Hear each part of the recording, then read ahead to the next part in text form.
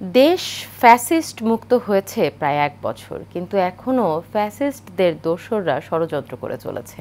এমনকি বিএনপির রাজনীতির সঙ্গে জড়িত থাকায় বিগত ১৬টি বছর যারা চরম নির্যাতন এবং নিপীড়ন সয়েছেন, তাদের অনেকেই এখনও আওয়ামী লীগ দোসরদের হামলা এবং মামলার শিকার হচ্ছেন। এমনকি এক ঘটনার সাক্ষী মিরপুর শাহ আলী থানাধীন ৮ নং ওয়ার্ড বিএনপির সাধারণ সম্পাদক মোহাম্মদ জাকির হোসেন। ষড়যন্ত্রের বিভীষিকাময় ঘটনা নিয়ে আসাদুজ্জামান আসাদের রিপোর্ট, জানাচ্ছেন শেখ ফাহিম।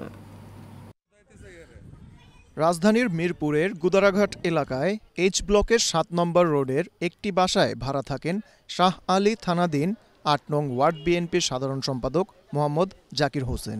বিগত ১৬টি বছর আওয়ামী লীগের মিথ্যা মামলা ও হামলায় জর্জরিত ছিল জীবন।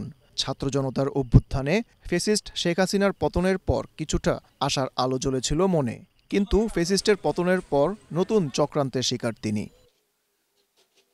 ওয়ার্ড বিএনপির এই সাধারণ সম্পাদক জানান, সরকার পতনের পর থেকে আওয়ামী দোসর শমশের আলীর মেয়ে সাথী ও তার জামাতা জাফর বিভিন্নভাবে তাকে হয়রানির চেষ্টা করে আসছে।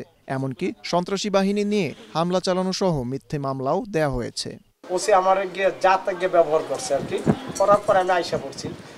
আসার পরে 2 দিন পরে এই যে ভাড়াটার সাথে আর জাফরের সাথে আবার বাসে একই মারামারি। আমি তো আসছিলাম না বাসা, পরে শুনি আবার নাকি আমার নামে মামলা। ঘটনার সত্যতা মেলে জাকিরের প্রতিবেশীদের কথাতেও। মাগরিবের নামাজ পড়ে আসছে, আইসে ওই দরজার সামনে দাঁড়াইছে, উঠেই একটা থাপ্পড় মারছে। জাকির কাকু সাথে ছিল না, তারপরও জাকির কাকুরে তারা দোষী বানায়, তাদের উপরে মামলা করছে। তার কয় কাগজপত্র কালকের মধ্যে কাগজপত্র রাখবা, নাইলে তোমার উদ্দেশ্যে অনেক খারাপ আছে। অনেকদিনকে পোলা বানায় রাইতে বইলা গেছে, তুই কাগজ বের কর না তোর মাই ঢালাম। আগে হামিদ যখন ছিল পুরাতন ম্যানেজার ছিল, হিসাব দিয়ে গেছে ১৬,২০০। তারপর জাকির ভাই রানিং মাসের বিলও দিয়ে গেছে আর বকেয়া ২,০০০ দিয়েছে। তাও সব দেখাই দিতে পারি না, তাও সব আমি দেখাই দিতে পারিনি। মানে যে করে খোলা ছিল ওই করে দেখাই দিছি, আর যে করে বন্ধ করে বন্ধই। শুক্রবার দিন বিকালবেলা তার জামাই আইছে, জামাই কোনো কথা নাই বার্তা নাই, আই আমার খবর আর সোফার এই ঘটনায় সুষ্ঠু বিচার দাবি করেন শাহ আলী থানাধীন ৮ নং ওয়ার্ড বিএনপির সাধারণ সম্পাদক মোহাম্মদ জাকির হোসেন।